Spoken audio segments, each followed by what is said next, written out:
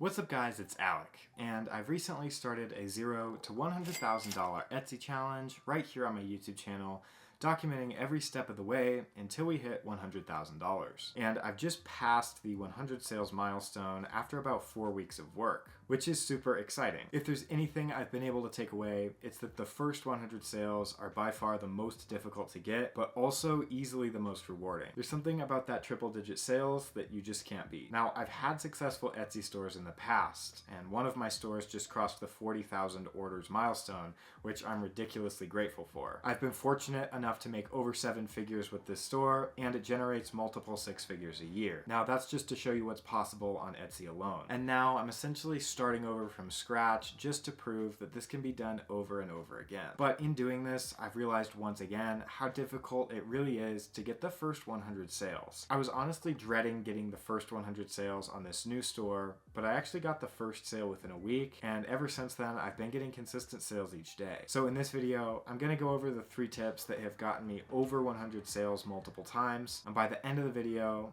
you'll know all of the tips and how to implement them into your own shop, no matter what niche or what product you're selling. Besides that big shiny like button right below the video, I have nothing to sell you. I just hope that these tips can help you jumpstart your business and get some of those sweet sales coming in just a little bit sooner. Seller to customer mentality. So the first tip is to switch to a customer mentality. I think keeping a customer mentality really helped me understand what customers were looking for. And this is really just meant to make every single customer as comfortable with your shop as possible. No, I don't trust you.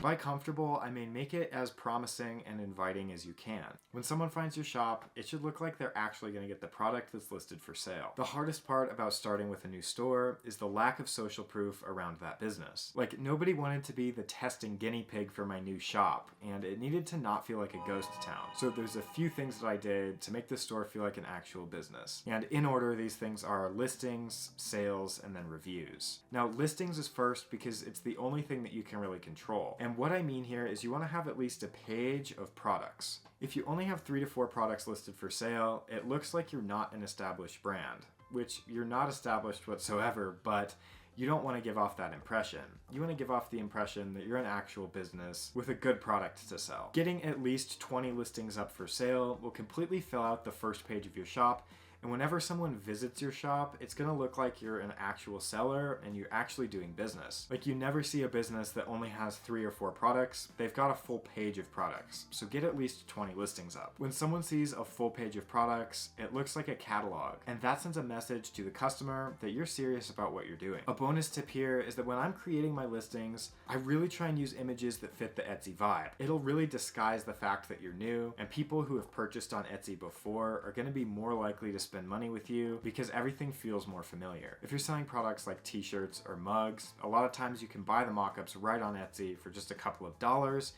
and those will help your listings fit in and stand out in a great way. A lot of these mock-ups and images are what Etsy shoppers have come to expect. I realized that sales will come just from having listings up, and the more consistent I was in posting new listings, the more sales I got early on. My favorite thing about marketplace platforms like Etsy, eBay, and Amazon is the customers are coming already prepared to make a purchase. If you're a seller, it's just your job to make products for the people who are coming to shop on Etsy anyway, and this mentality helped me out in the early stages significantly. Now, a big detail that I thought mattered when I was starting out is the first 100 sales. Now, in hindsight, I can see how much it really does matter. But now I can see that the first 10 reviews matter way more than the sales number. It's all about making the customer comfortable shopping with you. And when we see that someone else has bought the product and received it and been happy enough to leave a positive review, that's pretty powerful. But when someone is on your product page and they see the big 0 shop reviews, it deters a lot of people. It can even just look like you have a 0-star rating. The other day I was ordering some Christmas gifts on Amazon, and I realized that nobody looks at how many sales an Amazon seller has. Instead, they look at the amount of 5-star reviews that product has gotten. And that told me everything that I needed to know about that product. So reach out to every customer that you get and ask them for a review. This also helps you ensure that you don't get many bad reviews, because if you get those early on, this can completely kill your store. I get an average of 1 review per 10 sales. So if you get your first 10 sales, you should at least have 1 5-star review. If you want to triple the amount of reviews that you're getting, as soon as you see that an item they ordered is delivered,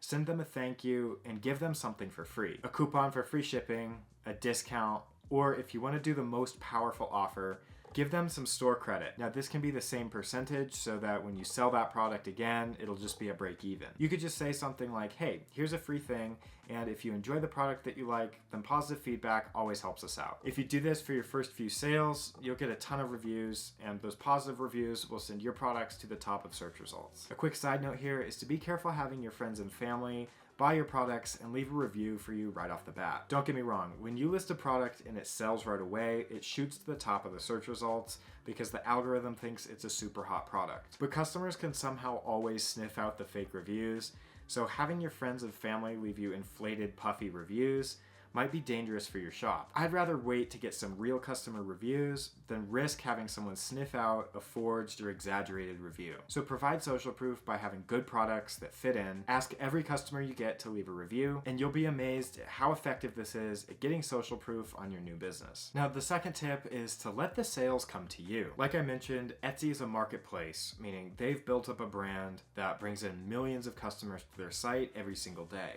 As a seller, you're just taking a very small portion of that traffic and driving it to your shop. This was another big mindset change for me, and instead of trying super hard to drive traffic with ads or posts on Facebook, Instagram, or TikTok, I just focused on making products for the customers who are already coming to shop on Etsy. But in reality, Etsy's goal is to find the right product for the right customer. When I realized that it was probably my product listings that were bad, I stopped running the ads and I just focused on making more high quality listings. Just by having more products for sale, I had more opportunities to get the sales. And the more listings I made, the better I got over time. And by the time that I had posted my first 20 products and filled out that first page on my store, the last product was way better than the first one I posted. The people who come to Etsy are already gonna spend money, they're already gonna make a purchase, so just by having products posted, you open yourself to the possibility of getting one of those sales. Running ads can be helpful, but I think it almost takes your experience from learning how to get organic traffic, and I think it doesn't quite teach you how to get consistent repeat sales. If you do need to run ads to get your first 100 sales, then go ahead and do it,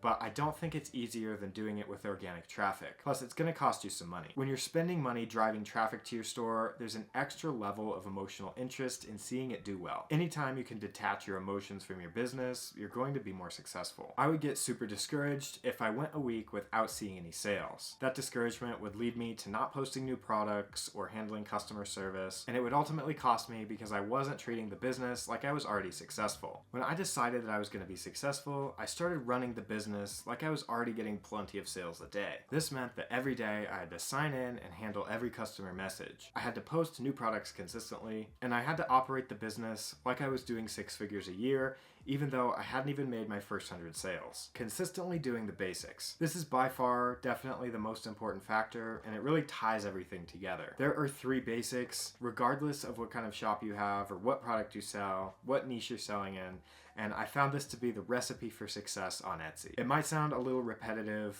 but hopefully you'll see a trend here. It's good images, keywords in the title and tags, and customer service. Keywords are definitely the most important. It's what gets you in front of potential customers, and it's the difference between your products being on the first page of search results or the 20th page. If you aren't using good keywords, your products aren't going to be seen no matter how great they are. The best thing is this isn't rocket science. To find the best keywords, just search for similar products to what you're selling and check the keywords that the listings on the first page of search results are using. Don't copy the title of every listings word for word. Just look at the common keywords between the best listings and make up your own title based on those keywords. I've found it to be extremely important to pack the title with keywords, getting as close to the 140 characters as you can, and using all 13 keywords. If you don't know what keywords to use, check what other successful stores are using and their similar products to what you're selling. Images, like I already talked about, is your whole brand. From start to finish, all the other details aside, if a customer likes the product they see,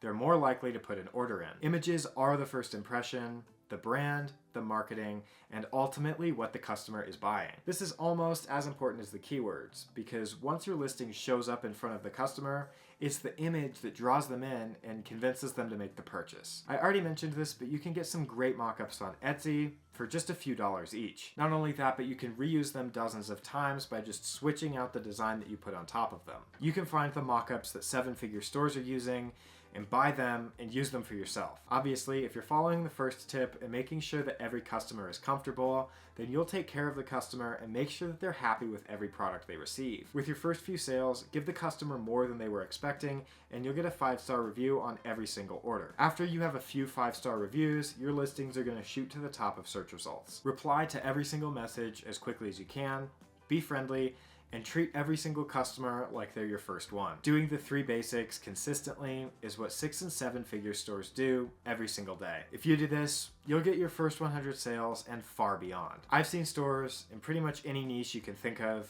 selling pretty much every single kind of product that make 6 figures a year, but they only get to this point by following these 3 things. One of the most OG stores in all of e-commerce is called Crazy Dog T-shirts. They sell some super funny shirts, and they've been doing it for over a decade now on Etsy alone. And every so often when I check their shop, they're consistently posting new, fresh products with good keywords and product images. Like, they're still doing the basics after an entire decade and making over $3.6 million.